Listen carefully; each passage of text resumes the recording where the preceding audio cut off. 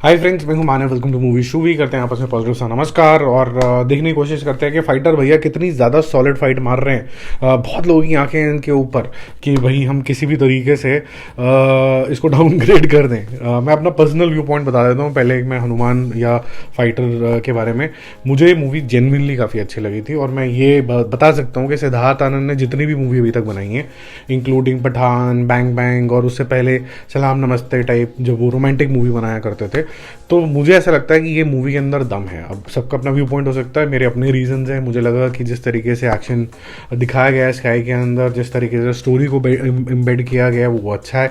शायद कुछ लोग भी मेरी तरह सोच रहे होंगे कि यार ये इंडिया पाकिस्तान ना करते, कोई जेनरिक कंट्री या फिर कुछ और करते तो ज़्यादा बेटर था। तो ये इंडिया पाकिस्तान हमेशा जो आ जाता है वो थोड़ा सा अब मेरे ख्याल से फुल स्टॉप डाल देना चाहिए, पर वो इतनी जल्दी होगा नहीं। आने वाली कई सारी मूवीज़ के अंदर ये वाला टॉपिक अभी फिर से छिड़ने वाला है। It's not easy two point fingers at a China और यूएस और यूके और एनीवेयर एल्स या फिर ईरान साइड। ये सब चीज़ें करना इतना आसान नहीं है, क्योंकि वहाँ पर फिर वो पॉलिटिकली काफ़ी एक्टिव कंट्रीज़ हैं, तो अचानक से फिर बॉम्बार्डमेंट शुरू हो जाती है। Anyways, coming back to the numbers, Hanuman का एक डिसेंट फ्लो बना हुआ है और इस डिसेंट फ्लो को कंटिन्यू करते करते वो 200 करोड़ ज़रूर करेगी। कल 2 करोड़ किया था, आज इसने 1.5 करोड़ किया है 20वें दिन। 177 करोड़ जो है 178.5 करोड़ हो चुका है और 264 करोड़ रुपीज़ इसका टोटल हो चुका है, जो वर्ल्ड वाइड इसका कलेक्शन है।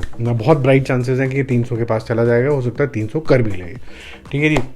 मुझे कैसी लगी थी, अब जब मैं फाइटर के बारे में बोल रहा हूँ, हनुमान के बारे में, मेरा वर्जन बड़ा क्लियर है। ये कंतारा की तरह एक तमिल या फिर कन्नड़ा मूवी है जिसके अंदर हीरो इज़ अनडिफिटेबल, और लेकिन उसको फिर एक लेयर अप कर दिया गया, भगवान का रूप दे दिया गया, और फिर जब भगवान का रूप आता है तो हमारे दिमाग चलने बंद हो जाते हैं और हम भक्ति में लीन हो जाते हैं। तो फिर हमें लगता है कि यार ये भगवान की मूवी है। लेकिन अगर मैं ट्रूली देखूं तो ये एक सिंपल प्लेन वनीला, जैसे एक तेलुगु मूवी होती है, कन्नड़ा में मूवी होती है, वो होती है। बट एंड जो 15-20 मिनट थे वो इतने मेस्मराइजिंग थे दोनों मूवीज़ के कि आपको ऐसा लगता है ये तो जोन ही चेंज हो गया। अब मैं इसको कैसे बुरा बोलूँ तो मेरा माइंड भी अलाउ नहीं करेगा, और अगर मैंने बुरा बोल दिया कि यार ये तो नॉर्मल, तो अपने 2.5 घंटे कुछ और दिखाया था, तो ये जो है वो पब्लिक भी नहीं एक्सेप्ट करेगी और फिर मैं तो आउटलायर हो जाऊंगा, मेरी टांग खींचने लग जाएंगे। Only the brave can point these issues. Having said that, this still a nice movie, enjoyable movie है। कंतारा भी बहुत इंजॉयबल थी। सेकेंड वाला पार्ट ज़्यादा अच्छा लग रहा है उसका, क्योंकि उसके अंदर मुझे ऐसा लग रहा है कि जो ओरिजिन है वो काफ़ी खतरनाक तरीके से दिखाया जाएगा। तो I am more excited about Kantara prequel, whatever you want to call it. बाकी फाइटर की बात करें, डे 7 के अंदर डिसअपॉइंटिंग नंबर्स हैं आज। मैं काफ़ी पॉजिटिव तरीके की बातें करता हूँ, जिसका लोग कई बार मजाक उड़ाते हो कि इतना पॉजिटिव हो गया, आपको दिख ही नहीं रहा ड्रॉप।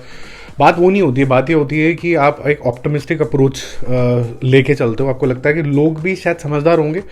ठीक ठाक मूवी है, देश की बात करती है, देश के सिपाहियों के बारे में बात करती है। लार्जली वो प्रेरित करती है ऐसे यंग जनरेशन को कि आप भी बन जाइए, आर्मी में जाइए, पायलट बनिए, आप कुछ देश के लिए कुछ कंट्रीब्यूशन करिए। और इसके अंदर रोमांस का लेवल इतना थोड़ा रखा गया, अनलाइक एनी अदर मूवी जिसके अंदर बहुत ज़्यादा हेवी रखा है। यहाँ पर सिर्फ टीज करके छोड़ दिया गया, आपको भी पता, आपने देखी होगी तो मुझे लगता है काफ़ी अच्छी वेल मेड मूवी थी और टाइटल बन सकती थी, और कमियां हमें सबको पता है, लेकिन ये फिर भी बाकियों से काफ़ी अच्छी मूवी मुझे लगी थी। डे 7 का कलेक्शन हुआ है 7.15 करोड़ रुपीज़, टचिंग 7 हो गया, 7.15 होगा हायर साइड पे। कल 8.15 पे इसने क्लोज किया था। 135 crore has become 142 crore rupees today, और लगभग 240 करोड़ रुपीज़ के आसपास, 239-240 करोड़ रुपीज़ के आसपास का वर्ल्ड वाइड कलेक्शन होगा, इससे ज़्यादा नहीं होगा।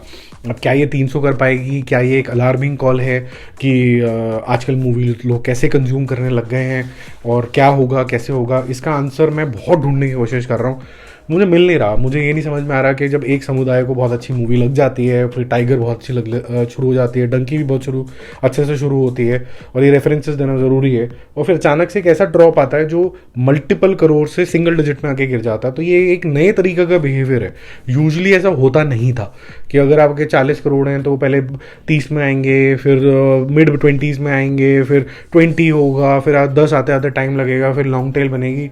ये हमने हर एक में देखा है, चाहे आप जवान, पठान, गदर, ये सब में देखिए यही ट्रेंड होता है। वो ऐसे ही जाता है हमेशा, ऐसे जाके सीधा ऐसे नहीं जाता है, कभी भी नीचे गिर गया। तो ये थोड़ा अजीब सा ट्रेंड है और इसका रीज़न मेरे को बिल्कुल भी समझ में नहीं आ रहा है। कुछ लोग बोलेंगे India Pakistan, but I don't agree with that, because India Pakistan तो फिर आपका गदर 2 के अंदर भी था। तो उसके अंदर क्या हो गया था, पठान के अंदर भी था, उसके अंदर तो नहीं हुआ ये। तो ये कुछ और रीजंस हैं जो मेरे ख्याल से धीरे धीरे निकल के आएंगे। आपके पास अगर कोई और रीज़न है इंडिया पाकिस्तान के मुद्दे के अलावा तो वो कमेंट करके ज़रूर बताना।